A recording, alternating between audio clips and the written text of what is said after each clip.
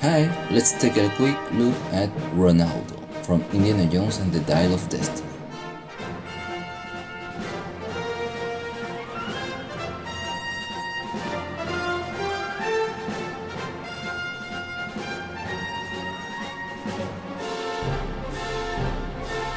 Yeah, this figure I only got it because of the piece that comes with it.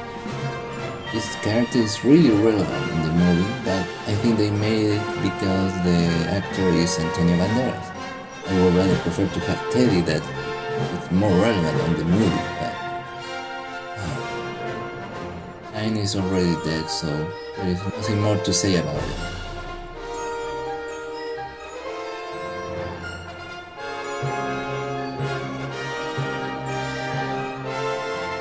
See you next time.